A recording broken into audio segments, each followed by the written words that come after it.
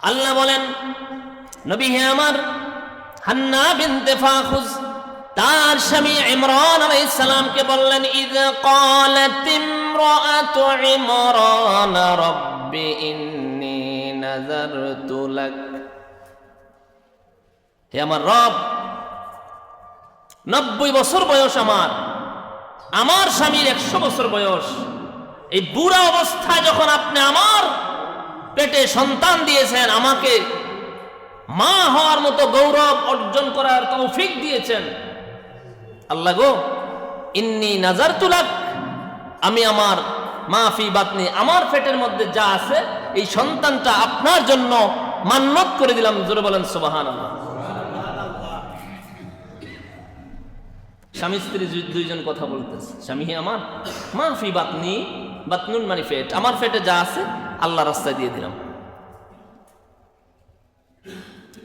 ইমরান বলল, শুনো, তুমি যে বলছো আল্লাহর রাস্তায় দিবা, এটা দ্বারা কি বুঝাইছো? কেন? আপনি বুড়ো হয়ে গেছেন, আপনার মৃত্যুর পরে আমার পেটের সন্তান আপনার দায়িত্ব পালন করবে। আপনি যেমন নামাজ পড়ান, আপনি যখন আজান দেন, মসজিদের খেদমত করেন, আমার সন্তানটাও ঠিক আপনার ওই কাজটাই করবে। হান্না বিনতে ফাখুজের মান্নত অনুযায়ী তিনি কি ছেলে চান না মেয়ে চান? কথা বলেন। আজান দিবে কে? খতিবগিরি করবে কে? তো হান্না বিনতে ফাখুজ তার নিয়ত অনুযায়ী, মান্নত অনুযায়ী ছেলে চান না মেয়ে চান? হ্যাঁ, ছেলে চান। কারণ খুতবা তো খতিব তো মহিলা হবে না পুরুষ হবে? হ্যাঁ, পুরুষ হবে। পৃথিবীতে এমন কোন সেক্টর নাই যেখানে নারীর দখল নাই, এমন কোন সেক্টর নাই যেখানে নারীর উপস্থিতি নাই। শুধু একটা জায়গা, সেটা হয়েছে মসজিদের খতিব, ঠিক না, ইমাম। এগুলা নারীর দ্বারা সম্ভব নয়। হান্না বিনতে ফাখুজের নিয়ত অনুযায়ী তার সন্তানটা কি হোক তিনি চান? ছেলে চান। ইমরান বললেন, রে শোনো হান্নাম, ফেটে সন্তান, কিন্তু তুমি মান্নত করেছো তোমার সন্তান আমার অ্যাবসেন্সে আমার দায়িত্ব পালন করবে। হান্নারে, তুমি তো চাও ছেলে, আল্লাহ যদি ছেলে না দিয়া মেয়ে দেয় তখন তুমি কি করবা? কি করবা তখন? হান্না বলে, কেন? আল্লাহর কান নাই? আল্লাহ কি শুনে না? ইন্নাকা আনতাস সামিউল আলিম, আমি যা বলছি আল্লাহ কি শুনে না? আল্লাহ অবশ্যই শুনে আমার কথা, অবশ্যই জানে।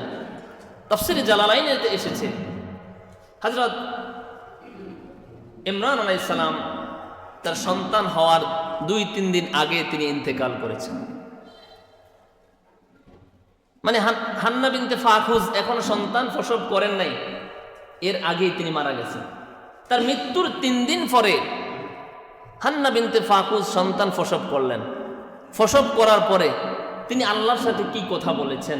আল্লাহ তাআলা বলেছেন, ফালাম্মা ওয়াদাআতহা ক্বালাত রাব্বি ইন্নী ওয়াদাতুহা উনসা, ইয়া রাসূলুল্লাহ, হান্না ছেলে একটা ছেলে সন্তান প্রসব করলো যখন, তখন দেখলো তার পেটের সন্তান ছেলে না, এটা হয়েছে মেয়ে। হান্না তো হাউমাউ শুরু করে দিলেন, আল্লাহ গো, ইন্নী ওয়াদাতুহা উনসা, আমি যে মেয়ে সন্তান প্রসব করলাম, আমার তো মনে মনে ইচ্ছা ছিল একটা ছেলে দিবেন। আমার স্বামী নাই, আমার স্বামীর অ্যাবসেন্সে আমার স্বামীর কাজ বাইতুল মুকাদ্দাসের খতিব হবে, মসজিদে ঝাড়ু দিবে, মসজিদের খেদমত করবে। আপনি আমার নিয়তটা কেন আপনি আমাকে মেয়ে দিলেন?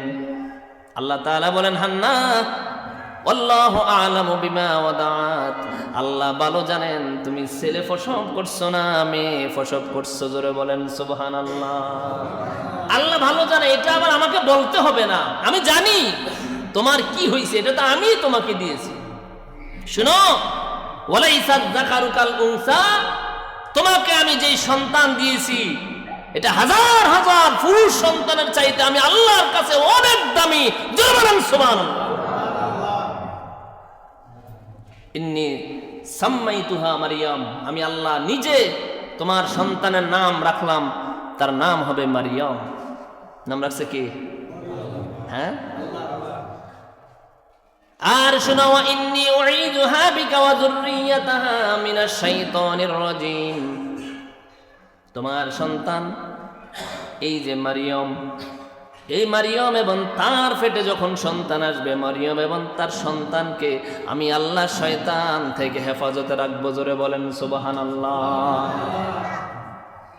আল্লাহ নাম রাখে, আল্লাহ আবার ঘোষণা দেয় এই মাত্র যে সন্তান প্রসব করছো মারিয়ম, যেটার নাম রাখলাম এটা, এবং তার পরবর্তী সময় মারিয়মের পেটে যখন সন্তান আসবে, ওই সন্তানকেও, অনাগত সন্তানকে আমি আল্লাহ শয়তান থেকে হেফাজত করব। আমার মান্যতের অবস্থা কি হবে? আল্লাহ বলছে যাও, বর্তমান সময়ে বাইতুল মুকাদ্দাসের খতিব আমার পয়গম্বর জাকারিয়া আলাইহিস সালাম, তাকে যায় বলো, গিয়ে বলো মেয়ে সন্তান হওয়ার পরেও মারিয়ম থাকবে বাইতুল মুকাদ্দাস। জোরে বলেন সুবহানাল্লাহ। বন্ধুরা আমার, ভাইয়েরাম, মারিয়ম আলাইহিস সালামকে নিয়ে যখন তিনি একটু পরিণত বয়স হলেন, একটু বেড়ে গেলেন, তখন তাকে নিয়ে গেলেন হযরত জাকারিয়া আলাইহিস সালামের কাছে গেলেন।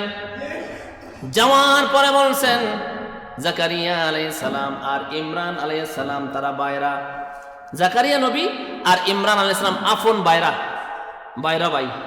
সেই হিসাবে জাকারিয়া আলাইহিস সালামের সাথে ইমরান যদি বাইরা ভাই হয়, তাহলে মারিয়মের সাথে জাকারিয়ার সাথে সম্পর্ক হয়েছে খালু, ঠিক না? মারিয়ম আলাইহিস সালামকে নিয়ে বলছে, জাকারিয়া, আল্লাহ তাআলা বলছেন মেয়ে হওয়ার পরেও আমার এই সন্তান মসজিদে থাকবে। বানানাহা গুরফাতান ওয়া লাহা সাবআতু আবওয়াব। আল্লাহর পয়গম্বর জাকারিয়া আলাইহিস সালাম বাইতুল মুকাদ্দাসের পূর্ব দিকে হযরত মারিয়মের জন্য একটা রুম বানাইলেন। একটা রুম, দরজা হয়েছে 7টা। রুম কয়টা? দরজা কয়টা? এক রুম, দরজা 7টা। মারিয়ম আলাইহিস সালামের একটা কারামত ছিল। তিনি তো মহিলা মানুষ, নবী না, ওলিদের কারামত হয়। তার একটা কারামত ছিল যে ফাতাকাব্বালাহা রাব্বুহা বিকাবুলিন হাসানিন ওয়া আমবাতাহা নাবাতান হাসানা। আল্লাহ তাআলা বলেন, মারিয়ম আলাইহিস সালামের একটা জ্বলন্ত কারামত ছিল। দুনিয়ার স্বাভাবিক মেয়েরা 6 মাস কিংবা 1 বছরে যত বড় হতেন, মারিয়ম আলাইহিস সালাম একদিনে তত বড় হয়ে যেত। সুবহানাল্লাহ বলেন। ফাতাকাব্বালাহা রাব্বুহা বিকাবুলিন হাসানিন ওয়া আমবাতাহা নাবাতান হাসানা। এমত অবস্থায় এলাকায় খবর পড়ে গেছে, কি হান্না বিনতে ফাকুজ এমন একটা সন্তান প্রসব করছে, যেই সন্তান মেয়ে হওয়ার পরেও আল্লাহ মসজিদে থাকার জন্য বলছে। অনেকে বলছে এই সন্তান যদি লালন পালন করা যায়, এই উসিলায় জান্নাত পাওয়া যাবে। একজন নয়, দুইজন নয়, 27 জন মানুষ দাঁড়িয়ে গেছে যে আমরা মারিয়মের খেদমত করব, মারিয়মের খাদেম হব আমি। জাকারিয়া নবী কয়, আমারও তো মন চায়, কিন্তু আমি যদি এখন এককভাবে দায়িত্ব নেই, সমাজে বিশৃঙ্খলা বাঁচবে। তিনি লটারির ব্যবস্থা করলেন। লটারির ব্যবস্থা করলেন আল্লাহ তাআলা কোরআনুল কারীমে বলছেন, নবী আমার মারিয়ম আলাইহিস সালামকে নিয়ে সবার স্বপ্ন, সবাই তার গার্ডিয়ান হবে। একজন নয়, দুইজন নয়, 27 জন ইসলামিক স্কলার এবং পণ্ডিত, ওই সময়ের সেরা মানুষ। তখন আমি বলছিলাম, জোগ্রাফিবাদ বাদ দিয়া লটারি দাও। লটারিটা কি? ওই জামানার মানুষ লোহার কলম দিয়ে লিখত। প্রত্যেকের কলমে নিজের নাম লেখো। ফানি, বাসমান ফানির বিপরীত ফানিতে ছেড়ে দিবে লোহার কলম। বাসমান, এই যে স্রোতের বিপরীত দিকে যেই কলমটা বেশি আসবে, যার কলম বেশি আসবে, সে হবে মারিয়ম আলাইহিস সালামের গার্ডিয়ান। আল্লাহ তাআলা বলেন, নবী আমার, ওমা কুনতা লাদাইহিম ইয ইউলকুনা আকলামাহুম আইয়ুহুম ইয়াকফুলু মারিয়াম। মারিয়মের গার্ডিয়ান কে হবে এটা নিয়ে ঝগড়া বিবাদ শুরু হয়ে গেছে, বিশৃঙ্খলা শুরু হয়ে গেছে। সবাই বলে আমি আমি আমি দায়িত্ব পালন করব। এমত অবস্থায় আমি আল্লাহ তাআলা একটা লটারির ব্যবস্থা করলাম। 27 জন, প্রত্যেকে তাদের কলম, লোহার কলমের মধ্যে নাম লেখলেন। নাম লেখার পরে ফানির মধ্যে কলম ছেড়ে দেওয়া হবে। যার কলমটা স্রোতের বিপরীত দিকে বাসতে বাসতে কিনারে চলে আসবে, সে হবে মারিয়মের গার্ডিয়ান, অভিভাবক। জোরে বলেন সুবহানাল্লাহ। ওমা কুনতা লাদাইহিম, আপনি তো তাদের কাছে ছিলেন না। ইয ইলকুনা আকলামাহুম আইয়ুহুম ইয়াকফুলু মারিয়াম, যখন কালামুন এক বচন বহু বচনে আকলাম, যখন তারা মরিয়মের গার্ডিয়ান হওয়ার জন্য কলমগুলা নিক্ষেপ করছিল, তখন তো আপনি ছিলেন না। 27টা কলম ফেলে দেওয়ার পরে সূরা আলে ইমরান থেকে বলছি, তখন একটা কলম বাসতে বাসতে কিনারে আসতেছে, আসার পরে দেখলো যে এটার মধ্যে লেখা আছে হযরত জাকারিয়া আলাইহিস সালাম। জোরে বলেন সুবহানাল্লাহ। আল্লাহ বলেন, নবী আমার, মরিয়ম যেমন দামি, তার মতোয়াল্লি হবে একজন দামি মানুষ। ওয়াকাফালাহা জাকারিয়া, আমি আল্লাহ তাআলা জাকারিয়াকে তার কফিল বানায়া দিলাম। জোরে বলেন সুবহানাল্লাহ। মরিয়ম আলাইহিস সালাম 7 দরজাওয়ালা রুমের মধ্যে থাকেন, কারোর সাথে কোনো কথা নাই, সেখানে ইবাদত করেন। জান্নাত থেকে ফল আসে, জান্নাত থেকে খাবার আসে। একদিন জাকারিয়া আলাইহিস সালাম তিনি মরিয়মকে ভিতরে রেখে চতুর্দিক দিয়ে দরজা লাগাই দেয়, তালা মারিয়ে দেয়। আজকে তিনি দাওয়াত দিতে গিয়ে অনেক দূরে চলে গেলেন। দুপুরবেলা মরিয়মকে যে খাওয়াইতে হবে, এই খাওয়ানোর কথা ভুলে গেছেন। হঠাৎ করে মনে পড়লো, ইন্না লিল্লাহ, মরিয়ম তো দুপুরের খাবার দেওয়া হয় নাই, দরজাও বন্ধ, চাবিও আমার কাছে। তিনি দৌড়াতে শুরু করলেন। পথে তিনি খাবার নিয়ে আসলেন। আয়েশা যেই মাত্র দরজা খুললেন, আল্লাহ বলেন, কুল্লামা দাখালা আলাইহা জাকারিয়াল মিহরাব, আমার জাকারিয়া দূর থেকে দৌড়ে এসে দরজা খুলে বলতেছে, মা মনে কষ্ট নিও না, আমি ভুলে গেছি তোমার কথা। দাখালা আলাইহা জাকারিয়াল মিহরাব, যখন জাকারিয়া নবী মেহরাবে ঢুকলেন, ওই রুমের মধ্যে ঢুকলেন, ঢুকে দেখলেন ওয়াজাদা ইনদাহা রিজকা, মারিয়াম মাঝখানে বসা, চতুর্দিক দিয়া এমন এমন ফল ফলাদি রয়েছে যেটা এই মৌসুমে নাই। জোরে বলেন সুবহানাল্লাহ। মারিয়াম, আমার এবসেন্সে কেউ রুমে ঢুকছে না? খালু, এত খাবার, আন্না লাকি হাযা, কোত্থেকেই খাবার? তিনি বলছেন, ক্বালাত হুয়া মিন ইনদিল্লাহ, খালু এটা তো আল্লাহ তাআলা পাঠায়, মাঝে মাঝে জিবরাইল আসি আমাকে খাবার দিয়ে যায়। সুবহানাল্লাহ বলেন। আল্লাহু ইয়ারযুকু মান ইয়াশাউ বিগাইরি হিসাব। খালু, আল্লাহ যারে চায় বিনা হিসাবে এরকম রিজিক দিতে থাকে। বন্ধুরা আমার, ভাইয়েরা, আমরা ঈসা নবীর কথা বলার জন্য তার মাকে একটু টানলাম। ঈসা আলাইহিস সালামের জন্মটা ছিল অলৌকিক ঘটনা। এমন জন্ম কোন মানুষের হয় না। হযরত আদম আলাইহিস সালামকে আল্লাহ বানিয়েছেন, মা নাই বাবা নাই, আল্লাহ নিজে মাটি দ্বারা নিজের হাত দ্বারা বানাইছেন। হযরত ঈসা আলাইহিস সালাম তিনি এমন মানুষ, তার মা আছে কিন্তু বাবা নাই, বাবা ছাড়া সন্তান। বাবা ছাড়া সন্তান আল্লাহ তাআলা কেমনে দেয়? সূরা মারিয়মে আল্লাহ বলেন, ওয়াজকুর ফিল কিতাবি মারিয়াম ইযিন তাবাযাত মিন আহলিহা মাকানান শারকিয়া। নবীজি গো, এই কিতাবে মরিয়মের কথাটা একটু ওয়াজ করেন, আলোচনা করেন। কোন দিনের কথা আলোচনা করব গো আল্লাহ?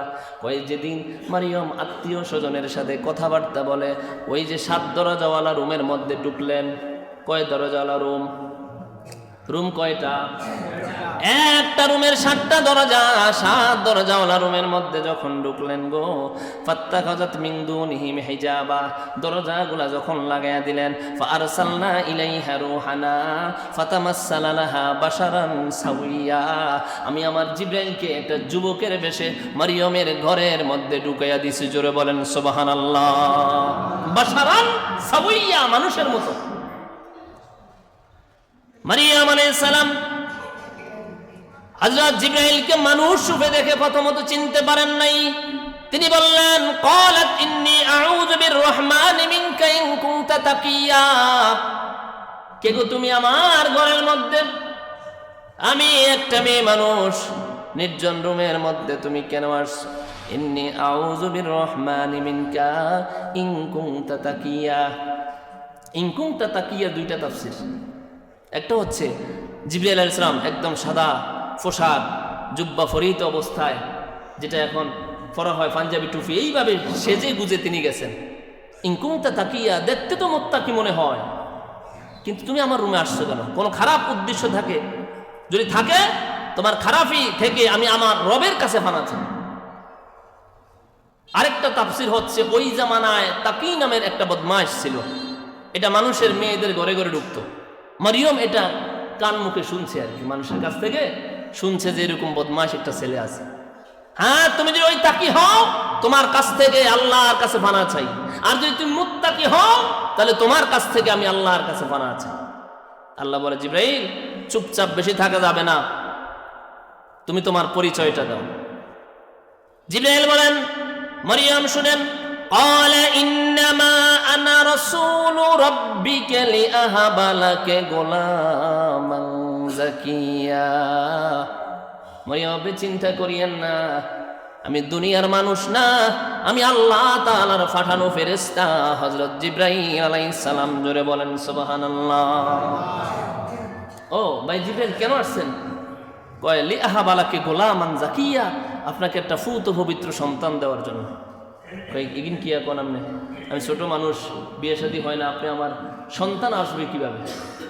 কেন আসবে? কিভাবে আসবে?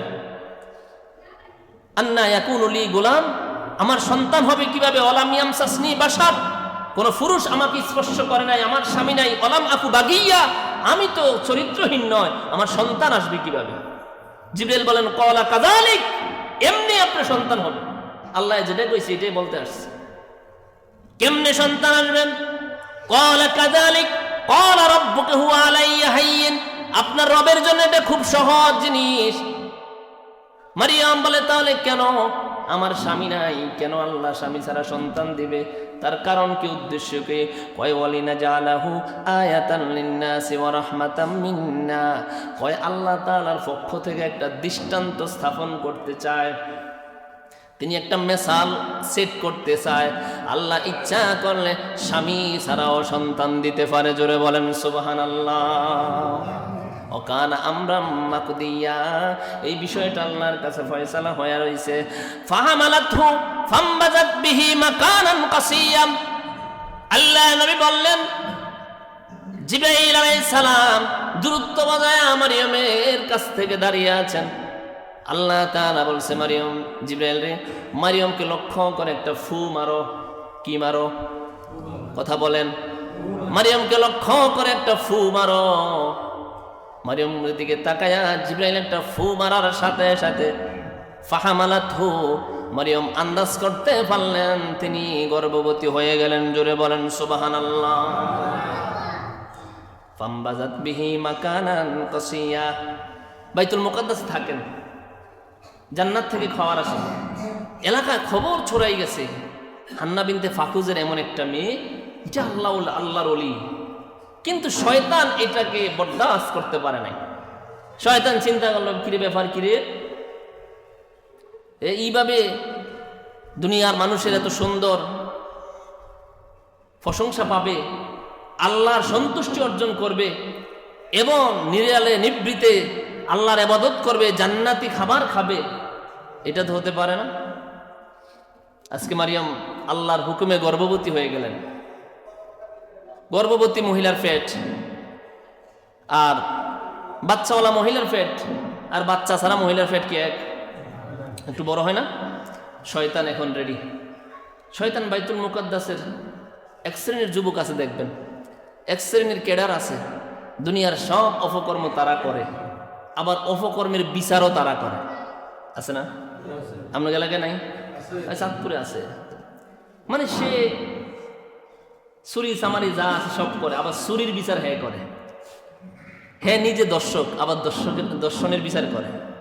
হ্যাঁ আত্মসাৎকারী, আত্মসাদের বিচার করে। বিষয়টা এরকম। চেয়ারম্যান ঘোষণা দিছে, রমজান যেহেতু চলে আসছে, আমার ইউনিয়নে কোনো মানুষ দিনের বেলা হোটেল রেস্তোরাঁ খুলতে পারবে না, খাইতেও পারবে না। যদি হয় বিচারের আওতায় চলে আসবে, শাস্তির আওতায় চলে আসবে। এক বেটার ধরছে, দইরে ইউনিয়ন অফিসে নিয়ে গেছে। কিরে, তারা লাইতে গুছিয়ে এখানে আনছিস কেন? স্যার, চেয়ারম্যান সাহেব আপনার পারমিশন ছিল, আদেশ ছিল দিনের বেলা হোটেল রেস্তোরাঁ বন্ধ রাখার জন্য। হ্যাঁ হোটেলে যায় আর খায়, দিনের বেলা খায় আর রোজাদারদেরকে কষ্ট দেয়। তাই নাকি? হ্যাঁ, জঘন্য অপরাধ, তাকে বেঁধে রাখো, আমি খাওয়া দাওয়া করে এসে তার বিচার করব। বেঁধে রাখো তাকে, আমি দুপুরে খাবারটা খেয়ে এসে তারপরে তার বিচার করি। আছে না এরকম? হ্যাঁ, বদমাশ বদমাইশের বিচার করে, চোর চোরের বিচার করে, এরকম আছে না? বাইতুল মুকাদ্দাসে এমন কিছু যুবক আছে যারা এমন যে সব অপকর্ম তারা করে, কিন্তু আবার অপকর্মের বিচার করে। শয়তান আবার এগুনরে চিনে যায়, শুনছো তোমরা যারা আল্লাহর ওলি মনে করো, পিসাব মনে করো, হ্যাঁ যে আকাম করে থইছে জানো? কই কি? হ্যাঁ তো অবৈধ কাজ করে, তার ফেটে সন্তান। তাই নাকি? হ্যাঁ। তুমি বুঝে শুনে কথা কও, দেখতে তো বড় হুজুরের মতো দেখা যায়। বাড়ি কই তোমার? আনা শাইখে নজ, আমি নজদ শরীফের শেখ, ওই এলাকার বড় হুজুর, আইসি তোমার এলাকায়, কিন্তু আমি শুনছি যে এই ঘটনা সে ঘটা এখানে। নজদের শেখ, ওই জামানা নজদের শেখ যারা, তাদেরকে মূল্যায়ন করা হইতো। তাই নাকি? আপনি নজদের শেখ? হ্যাঁ। তা আপনি যে কথা বলছেন প্রমাণ? প্রমাণ আমি না তো, প্রমাণ মারিয়ম নিজে দিবে। প্রমাণ কে দিবে? প্রমাণ কে?